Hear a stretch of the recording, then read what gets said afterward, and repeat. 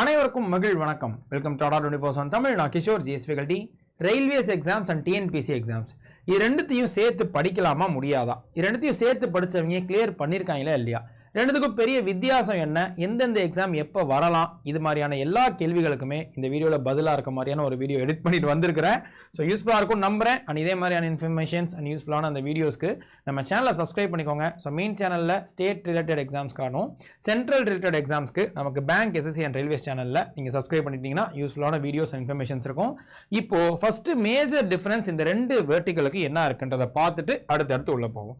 So இப்போ railways எக்ஸாம்ஸை பொறுத்த வரைக்கும் எல்லாமே நமக்கு சிபிடி எக்ஸாம்ஸ் தான். Computer based test or CBE, computer based examinations சொல்லுவாங்க. நம்ம அட்டென்ட் பண்ணக்கூடிய எல்லா எக்ஸாமுமே கம்ப்யூட்டரில் தான் நீங்கள் போய் ஆன்சரை கிளிக் பண்ண வேண்டியது இருக்கும். ஆனால் அதே டிஎன்பிசியில் இப்போ வரைக்கும் மோஸ்ட்லி ஓஎம்ஆர் பேஸ்டு எக்ஸாம்ஸாக தான் இருக்குது. குரூப் 1, குரூப் 2, குரூப் 4 எதுவாக இருந்தாலுமே நம்ம கைப்பட ஷேட் பண்ண வேண்டியது இருக்கும். ஸோ 4 ஆப்ஷன், 5 ஆப்ஷன் கொடுத்துருப்பாங்க. அதில் ஒரு ஆப்ஷனை வந்து நம்ம கைப்பட பிளாக் பென்னில் ஷேட் பண்ணிட்டு வர மாதிரி இருக்கும். ஸோ மேஜர் டிஃபரன்ஸ்னா இது ஒன்று இருக்கா? அதை தாண்டி இன்னொரு விஷயம் நெகட்டிவ் மார்க்ஸ் அப்படின்றது. ரயில்வேஸ் எக்ஸாமை பொறுத்த வரைக்கும் எந்த எக்ஸாமாக இருந்தாலும் அது எந்த ஸ்டேஜஸாக இருந்தாலும் tier 1, tier 2, first stage, second ஸ்டேஜ்னு இந்த மாதிரி ஓவரால் எல்லா எக்ஸாம்ஸ்லையுமே நெகட்டிவ் மார்க்ஸ் அப்படின்றது இருக்குது.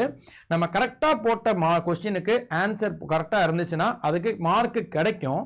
ஆனால் அதே கொஸ்டினை தப்பாக ஆன்சர் பண்ணிட்டோம்னா நம்ம எடுத்த மார்க்ல இருந்து கொஞ்சம் ரெடியூஸ் பண்ண ஆரம்பிச்சிருவாங்க. யூஸ்வலாக 1/3. இப்போ ஒரு மார்க்கு கிடைக்குதுன்னா தப்பா போட்டோன்னு வச்சுக்கோங்களேன், அதே கொஸ்டின்ல இருந்து 0.33 மதிப்பெண்கள் வந்து குறைச்சிருவாங்க. 0.33 குறையிற மாதிரி நெகட்டிவ் மார்க்ஸ்ன்றது ரொம்ப கேர்ஃபுல்லா நம்ம நோட் பண்ண வேண்டியதா இருக்கும். ஸோ இது அக்யூரேசியை மெயின்டைன் பண்ண வேண்டியது ரொம்ப அதிகமாக இருக்கும் ரயில்வேஸை பொறுத்த வரைக்கும். பட் அதே டிஎன்பிசியில் மேக்ஸிமம் எக்ஸாம்ஸ்க்கு நெகட்டிவ் மார்க் இல்லைன்றதுனால ஒரு சின்ன அட்வான்டேஜ். பட் அது லக் ஃபேக்டர் கொஞ்சம் அதிகமாக ஒர்க் ஆகிற மாதிரி இருக்கும் டிஎன்பிசியில். ஸோ அப்போ நமக்கு ஒரு 10 கொஸ்டினில் 5 கொஸ்டின் நம்ம நெகட்டிவாக யோசிக்காமல் கிளிக் பண்ணிட்டு வந்தால் கூட லக்கு நிறையா இருந்துச்சுன்னா அதில் 6-7 கொஸ்டின் கரெக்டாக வந்துட்டுனா கூட பெரிய விஷயம் தான். ஆனால் இங்கே லக் ஃபேக்டர் கொஞ்சம் கம்மியாக இருக்கும். அக்யூரேசியை நம்ம கொஞ்சம் நல்லாவே மெயின்டைன் பண்ணணும். ஸோ அப்போ இந்த நெகட்டிவ் மார்க்ன்றது ரயில்வேஸ்லையும் டிஎன்பிசிலையும் இன்னொரு மேஜர் டிஃபரன்ஸ் அப்படின்னு நம்ம சொல்லலாம். அதை தாண்டி time of the examination. So யூஸ்வலாக இப்போ என்டிபிசி ஒரு முக்கியமான எக்ஸாம்னு வச்சுக்கோங்களேன் ரயில்வேஸில், அதோடைய டைம் ஸோ 1.5 மணி நேரம் கிட்ட, 90 மினிட்ஸ், 1.5 மணி நேரம் கிட்ட நம்ம அட்டன் பண்ணுற மாதிரி இருக்கும். கொஸ்டின் நம்பருமே கொஞ்சம் லிமிட்டடாக தான் இருக்கிற மாதிரி இருக்கும். ஸோ 100 கொஸ்டினோ 120 கொஸ்டின் இந்த மாதிரி தான் நமக்கு வந்துட்டு நம்பர் ஆஃப் கொஸ்டின்ஸ் இருக்கும். அது 1.5 மணி நேரத்தில் அட்டன் பண்ணுற மாதிரி இருக்கும். ஆனால் அதே டிஎன்பிஎஸ்ஸை பொறுத்த வரைக்கும் ஒரு லாங் டியூரேஷன், கிட்டத்தட்ட 3 மணி நேரம் நம்ம எக்ஸாம் அட்டன் பண்ணுற மாதிரி இருக்கும். ஸோ 180 மினிட்ஸ் கிட்ட நம்ம வந்துட்டு உட்காந்துருக்க வேண்டியது இருக்கும். கொஸ்டின் நம்பருமே அதிகம், 200 கொஸ்டின்ஸ் யூஸ்வலாக குரூப் 1, குரூப் 2, குரூப் 4 எல்லாத்துலையுமே 200 கொஸ்டின்ஸ் வந்து அட்டன் பண்ண வேண்டியது இருக்கும். அப்போ ஒரு மேஜர் டிஃபரன்ஸாக ரயில்வேஸ்க்கும் டிஎன்பிஎஸ்க்கும் இருக்கக்கூடிய இதை நம்ம அண்டர்ஸ்டாண்ட் பண்ணிக்கிட்டோம்னா நம்ம ப்ராக்டிஸ் பண்ணுற பட்சத்தில் நமக்கு கொஞ்சம் ஹெல்ப்ஃபுல்லாக இருக்கும். ஸோ நெகட்டிவ் மார்க்கையும் இந்த ஓஎம்ஆர் அண்ட் சிபிடி பேஸ்டு எக்ஸாம்ஸையும் கொஞ்சம் வந்து நீங்கள் மைண்டில் வச்சுக்கணும். சரி, இப்போ எக்ஸாம் பேட்டர்னை பொறுத்த வரைக்கும் ரயில்வேஸ்க்கும் டிஎன்பிஎஸ்க்கும் என்னென்ன சப்ஜெக்ட்ஸ்லாம் டிஃப்ரென்ஸாக இருக்குது? எது காமன் சப்ஜெக்டாக இருக்கும், எது டிஃப்ரெண்ட்டான சப்ஜெக்டாக இருக்கும், எது வந்துட்டு ஒரே மாதிரி நான் படிச்சுக்க முடியும், எது வந்துட்டு வேற மாதிரி நான் படிச்சுக்கணும் அப்படின்னு நம்ம கேட்டோம்னா ரெண்டு எக்ஸாம்லையுமே ஒரே மாதிரி படிக்கக்கூடிய சப்ஜெக்ட்ஸ்னா அது general awareness and general studies அப்படின்னு நம்ம சொல்லலாம். ஹிஸ்ட்ரி, ஜியோகிராஃபி, பாலிட்டி, எக்கனாமிக்ஸ், சயின்ஸில் வரக்கூடிய ஃபிசிக்ஸ், கெமிஸ்ட்ரி, பயாலஜி ஆகட்டும், கம்ப்யூட்டர் சயின்ஸ் அப்படின்னு சொல்லக்கூடிய ஜிகே கொஸ்டின்ஸ் ஆகட்டும், கரண்ட் அஃபேர்ஸ் அப்படின்னு ரயில்வேஸ்க்கும் அதே வந்துட்டு இந்த டிஎன்பிசிக்கும் இது ரெண்டும் மோஸ்ட் காமன். பட் ஆனால் ரயில்வேஸில் வந்துட்டு இப்போ இந்த 3 சப்ஜெக்ட் வருதுன்னு வச்சுக்கோங்களேன், இந்த 3 சப்ஜெக்ட்டுமே ஈக்குவலான வெயிட்டேஜ் கிட்ட தான் இருக்கும். ஃபார் எக்ஸாம்பிள் இப்போ என்டிபிசி எடுத்துக்கிட்டிங்கன்னா ஜென்ரல் அவேர்னஸ்ல 40 கொஸ்டின் கேட்பாங்க, ரீசனிங்ல 30 கொஸ்டின், மேக்ஸ்ல 30 கொஸ்டின், ஓரளவு ஈக்குவலா இருக்குது. 30, மொத்தம் 100 கொஸ்டின்ஸ் அட்டன் பண்ணுவோம். ஆனா இங்க டிஎன்பிசியை பொறுத்த வரைக்கும் 200 கொஸ்டின் கேட்கறாங்கன்னா இப்போ குரூப் 2 அண்ட் குரூப் 4லலாம் பார்த்தோம் அப்படின்னா, சரி குரூப் 2ல கூட நமக்கு தமிழ் இங்கிலீஷ் வந்தது, குரூப் 1லலாம் பார்த்தோம் அப்படின்னா 175 கொஸ்டின் வந்துட்டு நமக்கு ஜிஎஸ் மட்டுமே வரும். அண்ட் இதே வந்துட்டு இங்கே குரூப் 2 அண்ட் குரூப் 4ல பார்த்தீங்கன்னா ஸோ இப்போ லாங்குவேஜ் பேப்பர்ஸ் வர்றதுனால அதுலேயும் கொஞ்சம் டிஃப்ரென்சஸ் இருக்கும். பட் 25 கொஸ்டின்ஸ் தான் மேக்ஸ் வரும், மீதி 75 கொஸ்டின்ஸ் வந்துட்டு நமக்கு ஜிஎஸ்ல இருந்து வர மாதிரி இருக்கும். அப்போ ஜிஎஸோட இம்பார்ட்டன்ஸ், ஸோ ஜென்ரல் அவேர்னஸ்ல இப்போ நம்ம சொன்ன அந்த சப்ஜெக்ட் ஹிஸ்ட்ரி, ஜியோகிராஃபி, பாலிட்டிலாம் சொல்றோம் இல்லையா, இந்த சப்ஜெக்டோட இம்பார்ட்டன்ஸ் வந்து ரொம்ப அதிகமாக நீங்கள் நல்லா கான்சென்ட்ரேட் பண்ண வேண்டியது அது டிஎன்பிசிக்காக இருக்கும். பட் அதே ரயில்வேஸில் ஒரு சில பேர் வந்துட்டு மீதி இருக்கக்கூடிய 2 சப்ஜெக்டை நல்லா தரவு பண்ணி வச்சுட்டு ஜிஎஸ்ஸை மேலோட்டமாக படித்து கிளியர் பண்ணி போனவங்களும் நிறைய இருப்பாங்க. பட் அங்கே வாஸ்டான சிலபஸ் வெயிட்டேஜ் கம்மி, பட் இங்கே வாஸ்டான சிலபஸ் வெயிட்டேஜ் அதிகம். இது இந்த ஜென்ரல் அவேர்னஸ் ஜிஎஸ்ஸை பொறுத்த வரைக்கும் ஒரு மேஜர் டிஃபரன்ஸ் ரயில்வேஸ் அண்ட் டிஎன்பிஎஸ்ஸை பொறுத்த வரைக்கும் இருக்கும். ஆனால் அது போக இப்போ ரீசனிங் அண்ட் மேத்தமெட்டிக்ஸ் இருக்குங்க இல்லையா, இதை எடுத்துக்கிட்டிங்கன்னா ரயில்வேஸில் அதுதான்ப்பா உங்களுக்கு எல்லாமே. ஸோ ரீசனிங்கும் மேத்தமெட்டிக்ஸும் எவ்வளோக்கு எவ்வளோ சூப்பராக ப்ராக்டிஸ் பண்ணி நீங்கள் வந்துட்டு ஷார்ட்கட்ஸு ட்ரிக்ஸ் எல்லாத்தையும் ஞாபகம் வச்சுக்கிறீங்களோ அவ்வளோக்கு எவ்வளோ ஸ்கோர் பூஸ்டராக இருக்கும். நீங்கள் வந்துட்டு அடித்து நவுத்தி போய்கிட்டே இருக்கலாம். ஸோ நல்ல ஒரு லீடு கொண்டு போக முடியும். எல்லாருமே அதில் நல்லா கான்சன்ட்ரேட் பண்ணுவாங்க. ஏன்னா லிமிட்டடான டாப்பிக்கு நல்லா வந்துட்டு ஸ்கோர் பண்ண முடியும், நல்லா ப்ராக்டிஸ் பண்ணிக்கிட்டோம்னா. பட் அதே இங்கே டிஎன்பிசியில் அதே மேக்ஸ் ரீசனிங் எடுத்துக்கிட்டீங்க அப்படின்னா உங்களுக்கு ரொம்பவே லிமிட்டடாக இந்த இடத்துல அது மாறிடும். ஸோ இங்கே பார்த்தீங்கன்னா அதுதான் எல்லாமே. ரயில்வேஸில் பார்த்தீங்கன்னா ரீசனிங் மேக்ஸ் தான் நீங்கள் ரொம்ப ரொம்ப ஹை கான்சன்ட்ரேஷன் பண்ணணும். ஆனால் டிஎன்பிசியை பொறுத்த வரைக்கும் அந்த அளவுக்கு இல்லைனாலுமே கொஞ்சம் அதை விட கம்மியாக எஃபர்ட் போட்டுக்கிறதே போதும். ஏன்னா 25 கொஷின்ஸு, அதுலேயும் ஒரு சில கொஷின்ஸ் வந்து சிம்பிளாக தான் இருக்கும். ஸோ அப்போது டிஎன்பிசியில் மொத்தமாக இப்போ 200 கொஷின் கேட்குறாங்கன்னா குரூப் 1ல் 25 கொஷினுக்கு தான் மேக்ஸ் ரீசனிங் ரெண்டும் சேர்த்தே வரும். ஆனால் அதே இப்போ ரயில்வேஸில் ஒரு 100 கொஷின் கேட்கக்கூடிய ஒரு எக்ஸாம் இருக்குன்னா 60 கொஷின் வந்துட்டு மேக்ஸ் ரீசனிங்கில் வரும். ஸோ அப்போ பெர்சன்டேஜ் பார்த்தீங்க இல்லையா, ஸோ அது வந்துட்டு பெரிய டிஃப்ரென்சஸாக இருக்கும். அப்போது மேக்ஸ் ரீசனிங்கை பொறுத்த வரைக்கும் ரயில்வேஸில் ரொம்ப ரொம்ப முக்கியம். டிஎன்பிசியில் முக்கியம் இல்லைன்னு சொல்லிட மாட்டேன், அதை விட கொஞ்சம் கம்மியாக தான் நமக்கு வெயிட்டேஜ் இருக்குன்றதை நமக்கு சொல்லலாம். ஆனால் இதோட ஒரு பெரிய விஷயம் இப்போ கொஞ்சம் நேரத்துக்கு முன்னாடி சொன்னதான், இங்கே நெகட்டிவ் மார்க்கிங்கிறது இருக்குது. ஸோ நம்ம வந்துட்டு கரெக்டாக கேர்ஃபுல்லாக ஆன்சர் பண்ண வேண்டியது இருக்கும். பட் அதே வந்துட்டு இங்கே டிஎன்பிசியை பொறுத்த வரைக்கும் நெகட்டிவ் மார்க் இல்லைன்றதுனால சப்போஸ் ஓரளவு நம்ம கெஸ் பண்ணிட்டோம், 2 ஆப்ஷனில் ஒரு 2 ஆப்ஷன் 4 ஆப்ஷனில் 2 தூக்கிட்டோம், இன்னும் 2 தான் இருக்குன்னா யோசிக்காம டக்கு டக்குன்னு எது கொஞ்சம் மைண்டில் வருதோ அதை போட்டுட்டு வந்துடலாம். ஆனால் அதே ரயில்வேஸில் பார்த்தீங்கன்னா நமக்கு 2 ஆப்ஷனை தூக்கிட்டா கூட மீதி 2 ஆப்ஷனில் முடிஞ்ச அளவு அக்யூரேட்டாக போட ட்ரை பண்ணணும். ஏன்னா ஒவ்வொரு மார்க்குமே இங்கே கவுண்டபிள் தான். நெகட்டிவில் விட்டுட்டோம் அப்படின்னா ஜஸ்ட் 0.5 மார்க்கு கம்மியாக இருக்கிறதுனால ஒரு 10,000 1 லட்சம் பேரை கூட கம்மியாக போகிறது கூட நமக்கு வாய்ப்பு இருக்குது, தள்ளி போகிறது கூட வாய்ப்பு இருக்குது. ஸோ அந்த அளவுக்கு கொஞ்சம் கேர்ஃபுல்லாக பண்ணணும். ஏன்னா இதோட கட் ஆஃப் டீட்டெயில்ஸை நீங்கள் பார்த்துக்கலாம். ரயில்வேஸில் இப்போ என்டிபிசிக்கெலாம் வந்தப்போ 74.5723 அப்படின்னு 4 டிஜிட் டெசிமல்லே 4 டிஜிட் தள்ளி கொடுப்பாங்க நெகட்டிவ் மார்க் இருக்கிறதுனால. ஸோ அதனால இதெல்லாம் நீங்கள் கொஞ்சம் கேர்ஃபுல்லாக பார்த்துக்கணும். எக்ஸாம் பேட்டர்னை பொறுத்த வரைக்கும் ஒரு மேஜர் டிஃபரன்ஸ், பெரிய வித்தியாசம்னா இதுவாக தான் இருக்குது. சரி, இப்போ இந்த 2 வேர்டிகல்லையுமே ரயில்வேஸ் ஆகட்டும் டிஎன்பிஎஸ் ஆகட்டும் எப்போ என்ன எக்ஸாம் வரப்போகுது. ஸோ 2 வேர்டிகல்லையுமே நமக்கு இந்த ஆனுவல் பிளானர் வந்துருச்சு அப்படின்றத நீங்கள் கேள்விப்பட்டிருக்கலாம். ஸோ இது ரெண்டுத்துக்குமே ஒரு பெரிய டிஃப்ரென்ஸ் இருக்குன்னு வச்சுக்கோங்களேன். இப்போ டிஎன்பிஎஸ்சியோட ஆனுவல் பிளானர் வந்துட்டு ரொம்ப தெளிவாக எந்த டேட்டில் நோட்டிஃபிகேஷன் வரப்போகுது, எப்போ எக்ஸாம் இருக்க போகுதுன்னு ரொம்ப அழகாக வந்துட்டு கொடுத்துட்டாங்க. அதுக்கேற்ற மாதிரி சூப்பராக பிளான் பண்ணிக்கலாம். ஸோ இப்போ டேட் முதற்கொண்டு நமக்கு தெரிஞ்சிட்டதுனால கிளியராக பிளான் பண்ணிக்கலாம். ஸோ டிஎன்பிசியில் நமக்கு சிடிஎஸ் எக்ஸாம் தான் ஃபஸ்ட்டு அதோட நோட்டிஃபிகேஷன் வரப்போகுது மே மாதம்னு நினைக்கிறேன். அதுக்கு அடுத்தது குரூப் 1 மோஸ்ட் ப்ரெஸ்டீஜியஸ்ன்னு சொல்லலாம் மொத்த டிஎன்பிசிலையுமே. ஸோ குரூப் 1 நோட்டிஃபிகேஷன் ஜூன் மாதம் வரப்போகுது. எக்ஸாம் வந்துட்டு அதுலேருந்து ஒரு 2 மாதம் கழிச்சு வருதுன்னு நினைக்கிறேன். அது மட்டும் நான் பார்க்கல. பட் குரூப் 1 நோட்டிஃபிகேஷனும் அடுத்து சிடிஎஸ் உடைய டிப்ளமோ ஐடிஐ லெவலுக்கு வருது. அண்ட் அதே குரூப் 2 2A அண்ட் அதே இன்னொரு ஒரு CTS interview post and group 4 அப்படின்னு 6 எக்ஸாமுக்கான இந்த நோட்டிஃபிகேஷன்ஸ் வரப்போகுதுன்னு சொல்லியிருந்தாங்க. பட் இதில் இந்த சிடிஎஸை தாண்டி மோஸ்ட் இம்பார்ட்டண்டாக நம்ம எப்பயுமே எய்ம் பண்ணக்கூடிய குரூப் 1 அண்ட் குரூப் 2 குரூப் 4 இது மூணுமே. குரூப் 1 வந்து ஜூன் மாதம், குரூப் 2 வந்துட்டு நமக்கு ஆகஸ்ட் மாதம் அண்ட் குரூப் 4 வந்துட்டு அது அக்டோபர் மாதம் அப்படின்னு தெளிவாக டேட் கொண்டு நம்ம கொடுத்துட்டாங்க. பட் இங்கே ரயில்வேஸை பொறுத்த வரைக்கும் ஒரு டென்டேட்டிவ் டேட் கொடுத்துருக்காங்க. ஏன்னா இந்த வருஷம் 2025 வர வேண்டிய அந்த 8 நோட்டிஃபிகேஷன்லையுமே கொஞ்சம் ஒரு டிஸ்டர்பன்சஸ் இருந்துச்சு.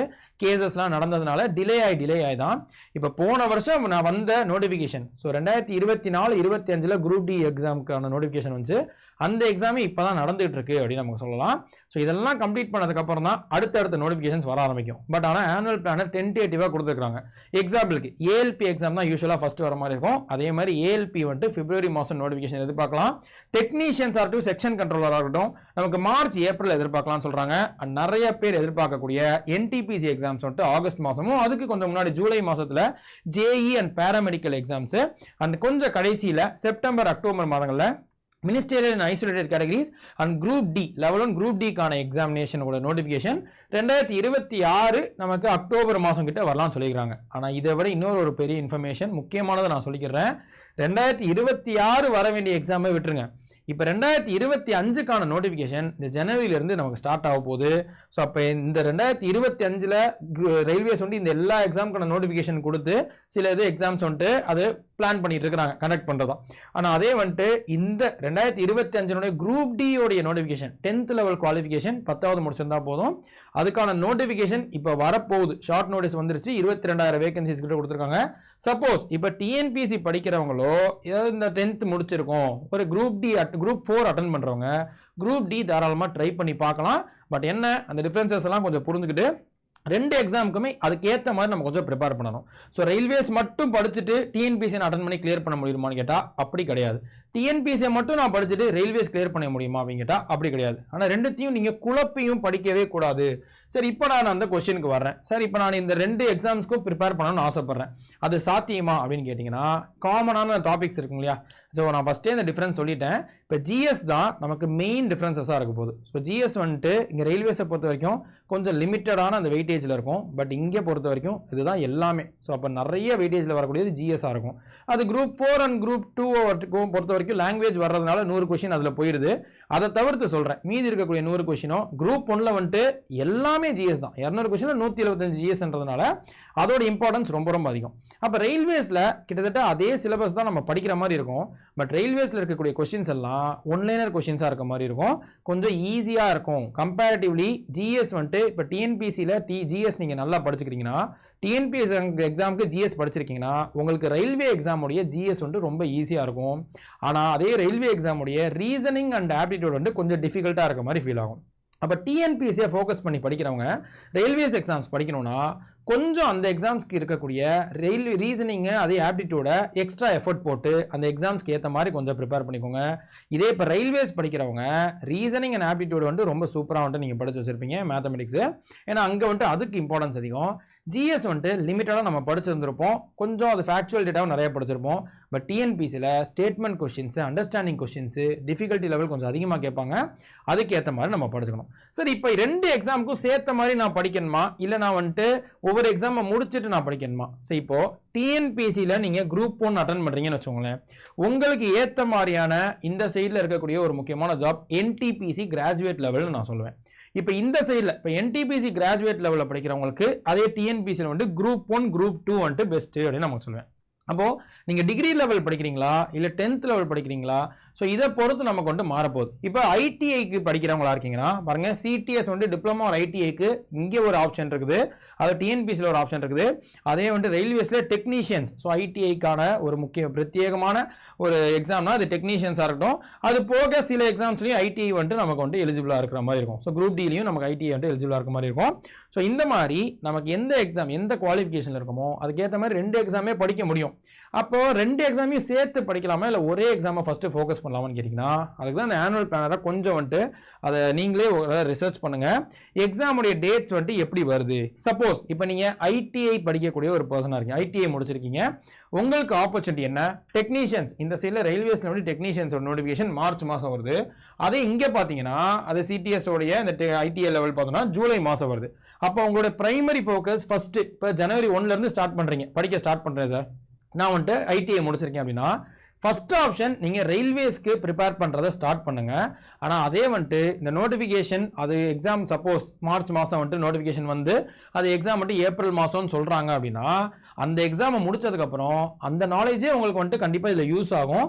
மீதி ஒரு 2 மாதம் இருக்கக்கூடிய நோட்டிஃபிகேஷன் வந்து இதோட எக்ஸாம் வந்து இன்னும் தள்ளி வரும். இப்போ சிடிஎஸோட ஐடிஐ வந்துட்டு ஜூலை மாதம் நோட்டிஃபிகேஷன் வருதுன்னா ஒரு நமக்கு ஆகஸ்ட் மாதம் தான் நமக்கு எக்ஸாம் இருக்க போகுது. அப்போ இங்கே வந்துட்டு எக்ஸாம் ஏப்ரல் மாதமே முடிஞ்சிடும். பட் அதே நாலேஜை வச்சு அடுத்த எக்ஸாம் டிஎன்பிசியில் அட்டன் பண்ண முடியும். இந்த மாதிரி நீங்கள் வந்துட்டு பிளான் பண்ணிக்கணும். ஸோ நீங்கள் வந்துட்டு எந்த எஜுகேஷனல் குவாலிஃபிகேஷனில் இருக்கீங்களோ அதுக்கேற்ற மாதிரி பிளான் பண்ணிக்கணும். ஸோ என்னோட ஐடியாவில் ரயில்வேஸ் அண்ட் டிஎன்பிசிக்கு எப்படி படிக்கலான்ற ஒரு சின்ன ஒரு சஜஷன் நான் சொல்லியிருக்கிறேன்னு சொல்லலாம். ஸோ இது ஓகே அப்படின்னா நீங்கள் தாராளமாக அதை ஏற்றுக்கிட்டு அதுக்கேற்ற மாதிரி பிளான் பண்ணி கரெக்டாக படிக்க ஆரம்பிச்சிருங்க. பட் எந்த 2 வேர்ட்டிக்கலாக இருந்தாலும், நீங்கள் ரயில்வேஸ் படிக்கிறதா இருந்தாலும் சரி, ரயில்வேஸ்லேருந்து டிஎன்பிசி கொஞ்சம் எக்ஸாம்ஸ் படிக்கிறதா இருந்தாலும் சரி, டிஎன்பிசிலேருந்து ரயில்வேஸ் படிக்கிறதா இருந்தாலும் சரி, அதுக்கேற்ற மாதிரி எஃபர்ட்ஸ் கண்டிப்பாக போடணும். டைமிங் வந்துட்டு கால்குலேட் பண்ணி வந்துட்டு ஃபாஸ்ட்டாக போட கற்றுக்கணும். ரயில்வேஸ்னால் இங்கே வந்துட்டு அந்த அனாலிசிஸ் பண்ணுறது ரொம்ப ப்ராப்பராக இருக்கணும். நிறைய ஸ்டேட்மெண்ட் கொஷின்ஸ், பெரிய கொஷின்ஸ் இருக்கும், ரொம்ப டைம் கன்சியூமிங்காக இருக்கும் டிஎன்பிசியில். ஸோ ஒரு கொஷின் அட்டன் பண்ணுறதுக்கே 3 நிமிஷம் கூட ஆகலாம், நல்லா யோசிச்சு அட்டன் பண்ணுறதுக்கு.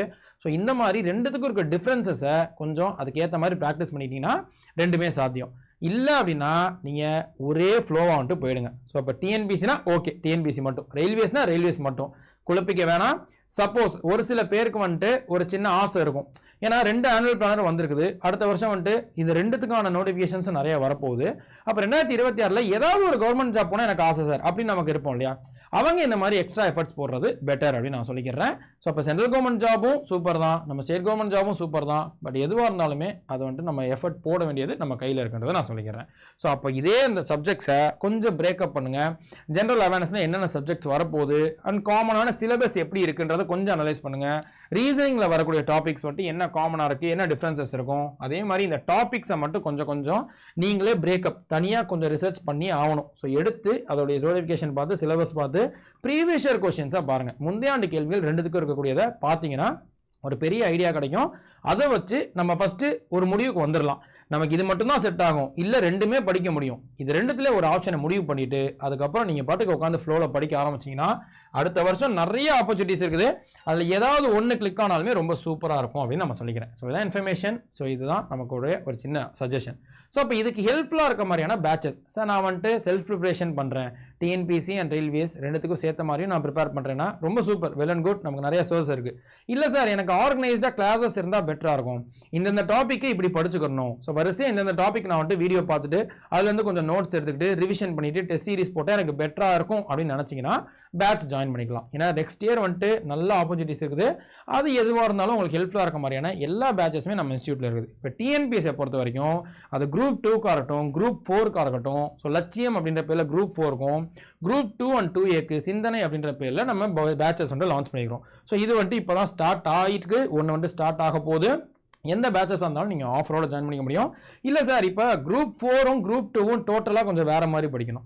ஸோ அப்போ குரூப் 2ன்றது டிகிரி லெவலு, அதே குரூப் 4ன்றது 10th லெவலு. ஸோ அப்போ அதுக்கேற்ற மாதிரி அந்த டிஃபிகல்ட்டி லெவல் நமக்கு மாறும். அண்ட் குரூப் 1 வந்துட்டு இன்னும் கொஞ்சம் அது வேறு மாதிரி படிக்கணும், ஏன்னா பேட்டர்னே நமக்கு வந்துட்டு மாறுதுன்னு சொல்லலாம்.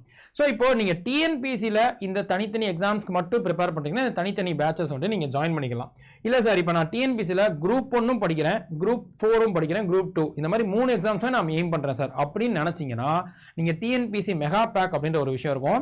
இப்போ குரூப் 1 பேட்ச் தனியாக ஜாயின் பண்ணிட்டு குரூப் 4 பேட்ச் தனியாக ஜாயின் பண்ணிட்டு அப்படி வேணாம். இந்த ஒரு டிஎன்பிசி மெகா பேக் ஜாயின் பண்ணிட்டீங்கன்னா குரூப் 1, குரூப் 2, குரூப் 4 அதை விட டிஎன்யூஎஸ்ஆர்பியில் வரக்கூடிய பேட்சஸ் இருக்குல்ல, எஸ்ஐக்கான பேட்சோ இல்லை பிசி, இந்த மாதிரி நம்ம எந்த பேட்ச் வந்துட்டு டிஎன்பிசி நம்ம தமிழ்நாடு ரிலேட்டடாக இது பண்ணுறோமோ ஸ்டார்ட் பண்ணுறோமோ அது எல்லாத்தையுமே நீங்கள் வீடியோ பார்த்துக்க முடியும். இதை தாண்டி இப்போ நம்ம கோஆப்ரேட்டிவ் சொசைட்டிஸ்னு தமிழ்நாடு கவர்மெண்ட் சார்ந்து இருக்கக்கூடிய எல்லா நோட்டிஃபிகேஷன்ஸ் வர்றதுக்கு நாங்கள் என்னென்ன பேட்சஸோ இல்லை டெஸ்ட் சீரிஸ் எல்லாமே நம்ம லான்ச் பண்ணுறோமோ எல்லாத்தையும் ஆக்சஸ் பண்ணுற அந்த ஒரு கோர்ஸ் தான் டிஎன்பிசி மெகா பேக். ஸோ அப்போ குரூப் 1, குரூப் 2, குரூப் 4 எல்லாத்தையுமே நீங்கள் பார்த்துக்கணுன்னா டிஎன்பிசி மெகா பேக் ஜாயின் பண்ணிக்கோங்க. இல்லை சார் எனக்கு தனித்தனியாக தான் கோர்ஸ்னால் தனித்தனியாக ஜாயின் பண்ணிக்கலாம். இப்போ அப்படியே ரயில்வேஸ்க்கு வந்தோம்னு வச்சுக்கோங்களேன். ஸோ என்டிபிசி இந்த வருஷத்துக்கான நோட்டிஃபிகேஷன் முடிஞ்சிச்சுப்பா. ஸோ அதுக்கு பசங்க படிக்க ஆரம்பிச்சிட்டாங்க. ஸோ இந்த பேட்சஸ் எல்லாமே அதுக்காக நம்ம லான்ச் பண்ணது தான். இந்த என்டிபிசி 3rd பேட்ச் வந்துட்டு சென்ட்ரல் எக்ஸ்பிரஸ்ன்றதை லான்ச் பண்ணி சென்ட்ரல் எக்ஸ்பிரஸ் 3.0 சக்ஸஸ்ஃபுல்லாக போயிட்டு இருக்குது. கொஞ்சம் ரீசெண்டாக லான்ச் ஆனது. இதுக்கு அடுத்து சார் இல்லை சார் நான் இப்போ ரயில்வேஸ் வந்துட்டு நான் படிக்கணும்னு ஆசைப்பட்றேன், இப்போ டிஎன்பிசி படிச்சிருக்கேன், நான் ரயில்வேஸ் படிக்கணும்னு ஆசைப்பட்றேன், ரயில்வேஸில் எல்லா எக்ஸாமுக்குமே யூஸ்ஃபுல்லாக இருக்க மாதிரியான ஒரு கோர்ஸ் இருக்கும் அப்படின்னு நினைக்கிங்கன்னா ஃபவுண்டேஷன் கோர்ஸ்ன்றதை நம்ம லான்ச் பண்ண போகிறோம். ஸோ அது கூடிய சீக்கிரம் வந்துட்டு அனௌன்ஸ் பண்ணுவோம். இல்லை சார் இப்போ என்டிபிசிக்கு படிக்கிறேன், இந்த மாதிரி தனித்தனியாக ரயில்வேஸ் எக்ஸாம்ஸ் படிக்கிறீங்கன்னா அதுக்கும் வந்துட்டு நமக்கு பேட்சஸ் இருக்கும். ஸோ செக் பண்ணி பாருங்கள். இல்லை வேறு யாருக்காவது யூஸ்ஃபுல்லாக இருக்குன்னா அவங்களுக்கும் ஷேர் பண்ணிடுங்க. அது ஆர்ஆர்பி ஜேஇலேருந்து எல்லா பேட்சஸ். சரி இப்போ 2 எக்ஸாமுக்குமே சேர்ந்து படிக்க போகிறேன் சார். சார் நான் கொஞ்சம் ரிசர்ச் பண்ணிக்கிறேன், நான் டிஎன்பிசிக்கு நான் ஆல்ரெடி கொஞ்சம் ஒரு அவேர்னஸில் இருக்கேன், நான் படிச்சிருக்கிறேன், இப்போ ரயில்வேஸ் ஒரு ஆப்பர்ச்சுனிட்டி வர்ற மாதிரி எனக்கு ஃபீல் ஆகுது, ஸோ அதுக்கு நான் போகணும்னு ஆசைப்பட்றேன். இல்லை ரயில்வேஸ் படிச்சிருக்கேன், இப்போ டிஎன்பிசி ஆனுவல் பிளானர் வந்த உடனே எனக்கு ஒரு சின்ன ஆசை வருது. இல்லை சம்டைம்ஸ் இப்போ ரயில்வேஸ் அண்ட் எஸ்எஸ்சி வந்துட்டு ரொம்பவே கொஞ்சம் காமனாக இருக்கும். இப்போ டிஎன்பிசி ரயில்வேஸோ இல்லை டிஎன்பிசி எஸ்எஸ்சியோ ரொம்ப வந்துட்டு டிஃப்ரென்ஸாக இருக்குங்க இல்லையா. ரயில்வேஸ் அண்ட் எஸ்எஸ்சி வந்துட்டு கொஞ்சம் ரொம்பவே காமனாக இருக்கும். அந்த 3 subject common, reasoning, aptitude, GS வந்துட்டு காமனு. இப்போ எஸ்எஸ்சியில் நீங்கள் படிக்கிறீங்கன்னா இந்த 3 சப்ஜெக்ட் போக இங்கிலீஷ்ன்றது ஒரு தனி சப்ஜெக்டாக எக்ஸ்ட்ராவாக படிக்கணும். ரயில்வேஸ்க்கு இங்கிலீஷ் வந்துட்டு தேவைப்படாது. ஸோ இது ஒரு டிஃப்ரென்ஸ் இருக்குது. ஸோ இப்போது இந்த மாதிரி நான் மல்டிபிள் எக்ஸாம்ஸ் படிக்க போகிறேன் அப்படின்றவங்களுக்கு சார் நான் வந்துட்டு நீங்கள் சொல்கிற மாதிரி நீங்கள் டிஎன்பிசி மட்டும்னா நான் டிஎன்பிசி மெகா பேக் ஒரு பெஸ்ட் ஆப்ஷன். இல்லை சார் நான் டிஎன்பிசியும் படிக்கிறேன், ரயில்வேஸும் படிக்கணும், அப்போ ரெண்டுத்தையுமே பேட்ச் ஜாயின் பண்ணணுமானா அது எல்லாத்தையும் சேர்த்த மாதிரி மறுபடியும் இப்போ டிஎன்பிஎஸ்சி மெகா பேக் மாதிரி ஓவரால் தமிழ்நாடு மெகா பேக் அப்படின்றது தான் ஆல் இன் ஒன் பேட்ச். இப்போ டிஎன்பிஎஸ்சி பேட்சஸோ SSC batches, railways, banking, test series, இபுக்ஸ்னு நம்ம மொத்த தமிழ் டீமோடைய ஆப்பில் எந்த கோர்ஸை வேணாலும் ஆக்சஸ் பண்ணணும். இப்போ இதுக்கு அடுத்து லான்ச் பண்ணக்கூடிய புது கோர்சஸ் அதையும் நீங்கள் வந்துட்டு ஆட் பண்ணிடுவாங்க. அதையும் ஆக்சஸ் பண்ணணும். ஓவராலாக எல்லா கோர்சஸையும் ஆக்சஸ் பண்ணணும்னா அதான் தமிழ்நாடு மெகா பேக். ஸோ என்னுடைய சின்ன சஜஷன் வந்துட்டு இது இப்போ ஆஃபர் டைமில் ஜாயின் பண்ணிக்கிட்டீங்கன்னா ரொம்ப பெட்டர்ப்பா. ஸோ இப்போ கிறிஸ்மஸோ இல்லை நியூ இயர்க்குலாம் ஆஃபர் கொடுக்குறாங்க இல்லையா, அந்த மாதிரி ஆஃபர் டைமில் இந்த தமிழ்நாடு மெகா பேக் வந்து 2 வருஷத்துக்கு வேலிடிட்டி கொடுப்பாங்க. ஸோ இது இப்போ 2 வருஷத்துக்கு புதுசாக எந்தெந்த பேச்சஸ்லாம் வருதோ அது எல்லாத்தையுமே இதுக்குள்ளே சேர்த்துருவாங்க. எல்லாத்தையுமே நீங்கள் வந்துட்டு பார்க்க முடியும். ஸோ அந்த சஜஷனில் மல்டிபிள் எக்ஸாம்ஸ் படிக்கிறீங்கன்னா இதோட ஜாயின் பண்ணிக்கோங்க. இல்லை சார் எனக்கு வந்துட்டு ஒவ்வொரு கோர்சஸ் மட்டும் தனியாக இருந்தால் போதும்னா தனித்தனி கோர்சஸும் நீங்கள் வந்து செக் பண்ணி பார்க்கலாம். இதான் நமக்கு இன்ஃபர்மேஷன். அண்ட் அந்த எல்லா பேச்சஸ்க்குமே ஸ்டடி பேடுன்னு ஒன்று இருக்கும், அதையும் செக் பண்ணுங்கள். எல்லா டாபிக்ஸும் யார் எடுக்கிறாங்க, எப்படி எடுக்க போகிறாங்க, டெமோ கிளாஸஸ் எல்லாம் பார்த்துட்டு ஜாயின் பண்ணிக்கலாம். பட் இந்த எந்த பேச்சஸ் ஜாயின் பண்ணதாலும் நீங்கள் ஆஃபரோட ஜாயின் பண்ணிக்கணும்னா Y890 அந்த கோடை யூஸ் பண்ணும்போது மேக்ஸிமம் பெனிஃபிட்ஸ் இருக்கும். ஸோ இப்போ டிஸ்கிரிப்ஷன்லேயே நமக்கு நிறைய லிங்க் கொடுத்துருப்பாங்க. ஸோ ஆப்பையும் டவுன்லோட் பண்ணி நீங்கள் வந்துட்டு ஜாயின் பண்ணிக்கலாம். அண்ட் டிஸ்கிரிப்ஷனில் வந்துட்டு இப்போ NTPC பேட்சோ SSC பேட்சோ ஸோ அதை வந்துட்டு இந்த மாதிரி மேன்மை எல்லா பேட்சஸோடைய அந்த லிங்க்குமே கீழே வந்துட்டு கொடுத்துருந்துருப்பாங்க.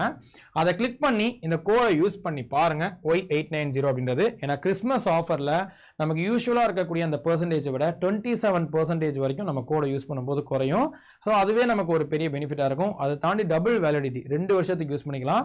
இதையும் தாண்டி இந்த டைம் பீரியடில் இந்த last 1 week Christmas new year time வரைக்கும் ஜாயின் பண்ணுறவங்களுக்கு 10,000 MCQs இருக்கக்கூடிய ஒரு PDF, ஸோ ஒன்லைனர் மாதிரி இருக்கக்கூடிய இந்த மல்டிபிள் சாய்ஸ் கொஸ்டின்ஸு, ஸோ அது 10,000 கொஸ்டின்ஸ் இருக்கக்கூடிய ஒரு PDF வந்துட்டு எல்லாருக்குமே தர்றாங்க.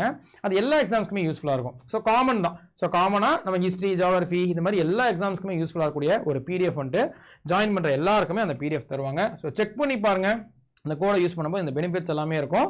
அந்த கோடை யூஸ் பண்ணி தாராளமாக நீங்கள் ஜாயின் பண்ணிக்கலாம். ஓகேவா? ஸோ இதான் இன்ஃபர்மேஷன்.